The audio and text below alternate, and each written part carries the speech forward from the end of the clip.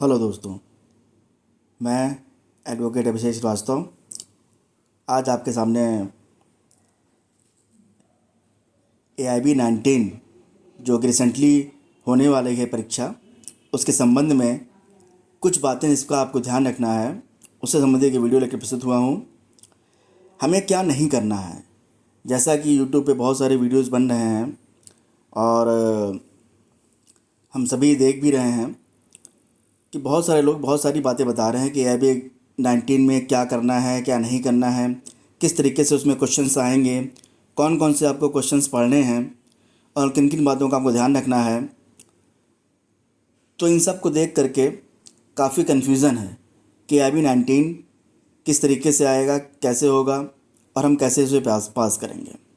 सबसे पहले मैं आपको बता दूं कि AIB-19 जब मैंने पास आउट किया था आज से 2 साल पहले, तो मेरे 95% नंबर आए थे, यानी 100 में से 95 मैंने नंबर स्कोर किया था और फर्स्ट अटेम्प्ट मेरा AIB क्लियर हुआ था। तो मैंने क्या क्या सावधानियां बरती थी और मैंने किस तरह से पढ़ाई किया था, वो मैं आपके सामने शेयर करना चाहता हूँ। कृपया ध्यान से सुनें।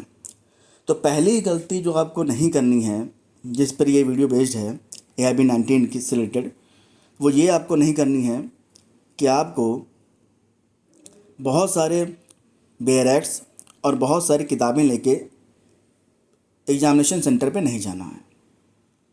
दूसरी गलती आपको ये नहीं करनी है कि आपको बहुत सारे क्वेश्चंस जिनका कोई रेलेवेंस नहीं है वो आपको नहीं पढ़ना है। यानी आपको बहुत ज़्यादा तैयारी करने की आवश्यकता नहीं है। ये कि जुडिशरी का एग्ज़ाम नहीं है कि आप बहुत डिटेल में सिलेबस स्टडी कर रहे हों, बहुत डिटेल में आप सिलेबस को जो है वो रिवाइज़ करें, ऐसा कोई आवश्यकता नहीं है। ये बहुत ही इजी और बहुत ही सिंपल एग्ज़ाम है। हाँ, अगर आपने इसको ध्यान नहीं दिया तो कठिन भी हो सकता है। मैं जैसा कि मैंने कहा कि आपको प्रॉपर तरीके से स्ट्रेटजी बना करके आपको इसकी स्टडी करने की ज़रूरत है और ये आपका फर्स्ट अटेम्प्ट में ही एग्ज़ाम क्लियर होगा। तो क्या करना है, हमें सिर्फ जो भी AIB का प्रेस्क्राइब सिलेबस है उस पर ध्यान देना है और AIB-19 जो होने वाला है उसमें जितना भी हमारा सिलेबस है, जो भी हमें सब्जेक्ट्स आने वाले हैं, सिर्फ और सिर्फ उनकी बेयरर्स पे ही हमको फोकस करना है। उसकी जो बुक्स हैं उन पर हमको ध्यान नहीं देना है, सिर्फ उनके बेयरर्स पे ही हमको फोकस करना है और उन्हीं बेयरर्स पे ही बेस्ड क्वेश्चंस AIB में पूछे जाते हैं। तो दूसरी तो हमको सावधानी ये रखनी है।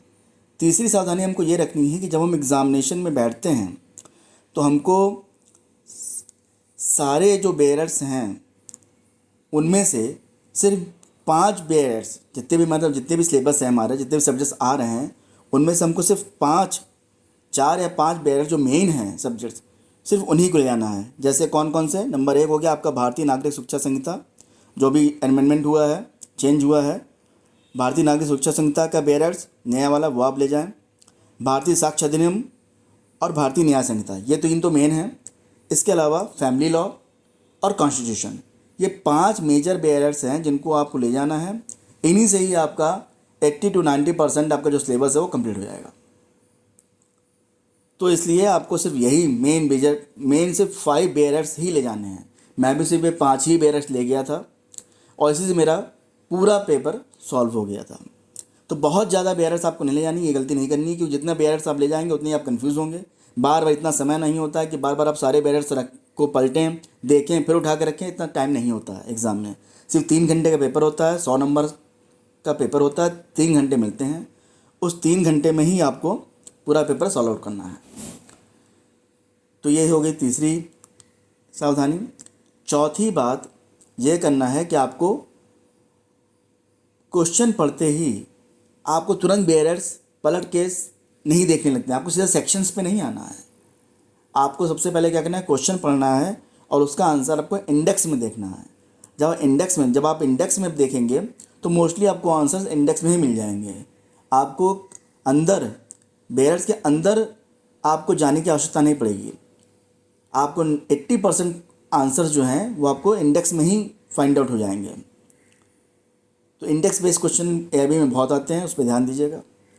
और 5वीं और लास्ट जो सावधानी आपको बरतनी है वो ये है कि आपको जो बेयरर्स हैं उनको आपको अच्छे से जितना भी जो भी आप बेयरर्स ले आ रहे हैं उनको आपको एक बार नहीं, कम से कम आपको 3 से 4 बार 5 बार आपको अच्छे से रिवाइज़ करना है, ताकि आपके टिप पर हो कि कहाँ पे कौन सा हमें सेक्शन दिए हुए हैं, कौन से आपको कहाँ पे लीडिंग केस, किस सेक्शन से रिलेटेड कौन से लीडिंग केसेस दिए हुए हैं, कहाँ पे दिए हुए हैं, ये आपको पता होना चाहिए। अगर आपको ये नहीं पता होगा तो आपको ढूंढने में बहुत समय वेस्ट हो जाएगा, जिससे आपका पेपर छूट भी सकता है और आप फेल भी हो सकते हैं। तो ये 5 मेजर सावधानियां हैं जो कि आपको बरतनी हैं और आपके AIB-19 निश्चित रूप से फर्स्ट अटेम्प्ट में ही क्लियर होगा।